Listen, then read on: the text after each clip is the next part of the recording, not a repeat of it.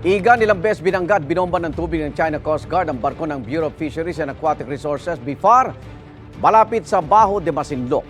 Sa Escoda Shoal, 2 barko rin ng BIFAR ang tinamaan ng mga barko ng China Coast Guard. Ang 2 insidenteng nangyari sa loob ng Exclusive Economic Zone ng Pilipinas, kinababahala raw ng Amerika, European Union at iba pang bansa. May unang balita si Chino Gaston. 10 meters!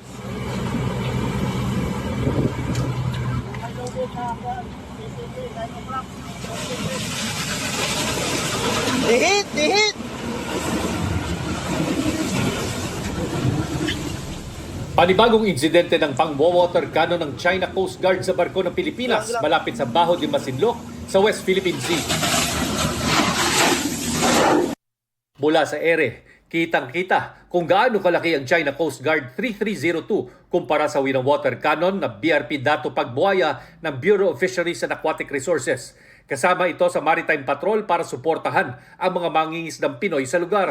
As you can see from the video, it is a jet stream water cannon that it is really intended to damage the structure and the communication equipment of Dato Pagbuaya. A good thing that the BIFAR vessel have seamanship skills to outmaneuver this bigger Coast Guard vessel. Hindi lang isa kundi 2 beses ng water cannon ng barko ng China at hindi lang pinomba ng tubig kundi binangga rin ang BRP Dato Pagbuaya. Oh!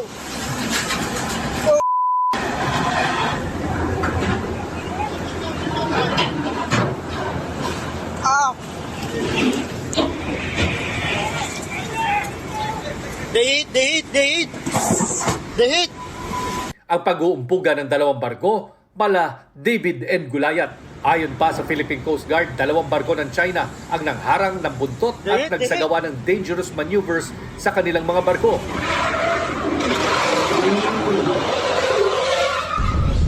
Kabilang dito ang isang barko ng Chinese Navy. This is actually the first time that we have documented a PLA Navy warship shadowing a Coast Guard vessel in Bajo de Masinloc at a distance of only 300 yards. Pero iba ang versyon ng China sa nangyari. Sabi ng China Coast Guard, ang mga barko ng Pilipinas ang delikado ang paglapit sa mga barko ng China. Ipinagwalang bahala raw ng mga Pilipino ang mga babala ng China at inilagay umano sa peligro ang isa sa mga CCG vessels. This is actually an overkill.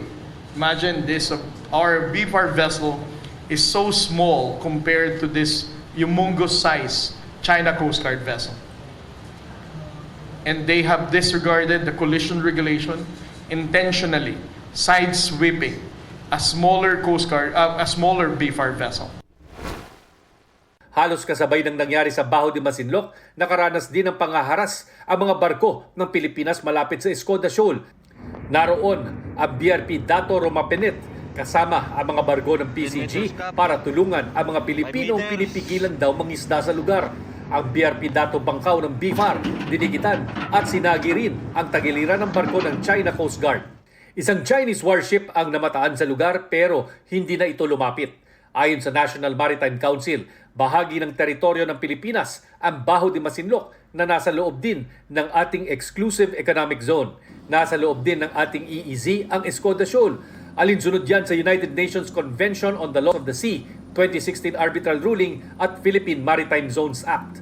Ang bagong pasang batas, inalmahan na noon ng China dahil isinama sa West Philippine Sea ang Bajo de Masinloc at Kalayaan Group of Islands kung saan meron silang inaangkin na mga teritoryo. We deem it as it's illegal.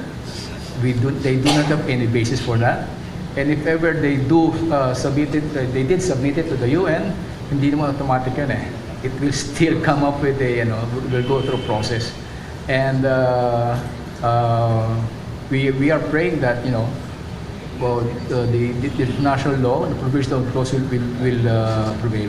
Tinanong ang National Maritime Council kung panahon na bang tapatan ito ng Pilipinas ng Philippine Navy.